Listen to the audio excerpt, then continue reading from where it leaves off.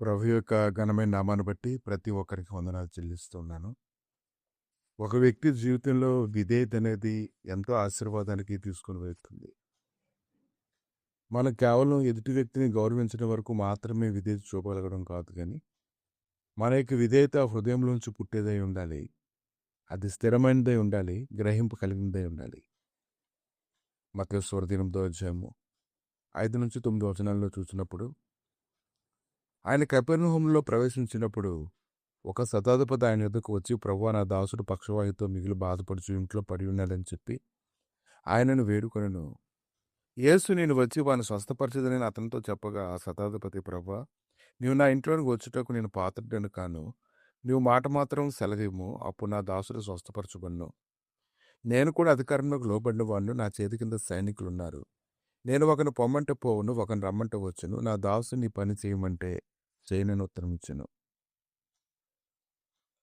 అయితే ఈ యొక్క మాటలు ప్రభు విన్నప్పుడు అతను ఎంతో ఆశ్చర్యాన్ని వ్యక్తపరచడాన్ని మనం చూస్తున్నాము. అతను మాట్లాడే మాటలో ఎంత విధేయత కలిగిన స్థితి ఉందో చూడండి. మీరు నా ఇంట్లోకి రావడానికి కూడా అంత అవసరం లేదు. మీరు నా ఇంట్లోని కాలు పెట్టవలసిన అవసరం లేదు. మీరు ఒక మాట అంటే చాలు బాగైపోద్దని అతను ఎంతగానో బ్రతిమలాడుకోవడం చూస్తున్నాము. కానీ ప్రభు అయితే ఒక వ్యక్తి తన యొద్దకు వచ్చినప్పుడు అతను హృదయ స్థితిని గమనించినటువంటి దేవుడు. ఎటువంటి విధేయత కలిగి ఉన్నాడో ఆ విధేయత ఎంత విలువైనదిగా ఉందనేది ఖచ్చితంగా చూస్తారు. ఎందుకంటే పాతాళము అగాధాన్ని అతను స్పష్టంగా చూస్తూ ఉన్నప్పుడు ఒక మనుషుని హృదయాన్ని చూడడం అంత కష్టమైనటువంటి పని అయితే కాదు. ఆయన సర్వశక్తిమంతుడే ఉన్నాడు. కనుక శతాధిపతికి బాగా తెలుసు అధికారం అయితే ఎలాగుంటుందో.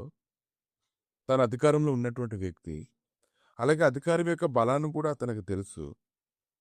భూ సంబంధంగా కలిగినటువంటి అధికారం వల్ల కలిగేటువంటి లాభం గురించి కూడా అతనికి తెలుసు. ఇంకా అంతే కాకుండా తానున్నటువంటి స్థితిని కూడా అతను ఎరిగాడు. తానున్నటువంటి స్థితిలో తాను ఏమీ చేయలేకపోతున్నానని, తన దగ్గరున్నదంతా వృధా అయ్యానని అతడు తెలుసుకోగలిగాడు. కనుక ప్రభువు పొందినటువంటి అధికారం, ప్రభు అధికారంలో ఉన్నటువంటి బలము, దానివల్ల వచ్చేటువంటి లాభము, ఇంకా తన యొక్క స్థితిని గురించి అతను స్పష్టంగా ఎరిగి ఉన్నప్పుడు అతను పూర్తి విధేయత ప్రభు అయినటువంటి యేసుక్రీస్తు ఎదుట చూపడాన్ని మనం చూస్తూ ఉన్నాము. కనుక ఈరోజు ఎవరైతే ఆయనకి రాజ్యము, ఆయనకి నీతి ఎటువంటిదో ఎరుగుతారో వారిలో తెలియకుండా స్పష్టమైనటువంటి విధేయత పుడుతుంది. ఆ యొక్క విధేయత వారికి ఎంతో ఆశీర్వాదాన్ని తీసుకొని వస్తుందని ఉదయకాలను మనం గ్రహించుకోగలగాలి. యేసు ఈ మాటలు విని ఆశ్చర్యపడి వెంట వచ్చిన వారిలో ఇశ్రాయేలుని ఎవరికైనా నేను ఇంత విశ్వాసం ఉన్నట్టు చూడలేదు, నిశ్చయముగా మీతో చెప్పుచున్నాను. అనేకులు తూర్పు నుండి పడమట నుండి అబ్రహాముతో కూడాను, ఇస్సాకుతో కూడాను, యాకోబుతో కూడాను పరలోక రాజ్యమందు కూర్చుందరు, కానీ రాజ్య సంబంధాలు వెలుపటి చీకటిలో త్రోయబడుదురు. అక్కడ ఏడుపును పండ్లు కొరుకుటి ఉండని మీతో చెప్పుచున్నాను నేను. అంతటి యేసు, ఇక వెలుపు నివసించిన ప్రకారం నీకు అవును గాకని శతాధిపతితో చెప్పును. ఆ గడియలోనే అతని దాసుడు స్వస్థత నొందెను.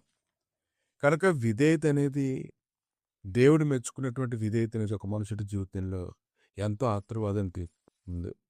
అటువంటి ఆశీర్వాదం పొందుకునేటువంటి వాళ్ళు దేవుడిని భయభక్తులు కలిగి ఉంటారు. భయభక్తులు ఎవరైతే కలిగి ఉంటారో వారు మాత్రమే ఆయన గురించి బాగా గ్రహించుకోగలుగుతారు.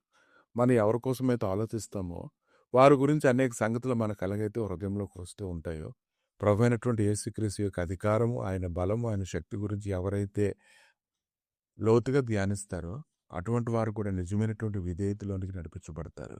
ఆమె ప్రభా, విధేయత వలన ప్రభా నేను గొప్ప ఆశీర్వాదాలు ఉన్నాయి తండ్రి. అది నీ అందులో విధేయత అయితే ప్రభా ఇంకా అది మహిమకరమైనదిగా మారుతుంది ప్రభా. ఎన్నో ఆశీర్వాదాలు తీసుకుని వచ్చినట్లుగా ఈ ఉదయకాలని వాక్యంలో ప్రభా విధేయత కలిగి జీవించడం ద్వారా ప్రభా గొప్ప నెమ్మది పొందడానికి కృప దయచేయమని ప్రతి ఒక్కరూ ప్రభా అటువంటి సన్నిధిని ఆయన వెతకడానికి బలమును అనుగ్రహించమని యేసు నామములటికి వేడుకు నాము తండ్రి. ఆమె.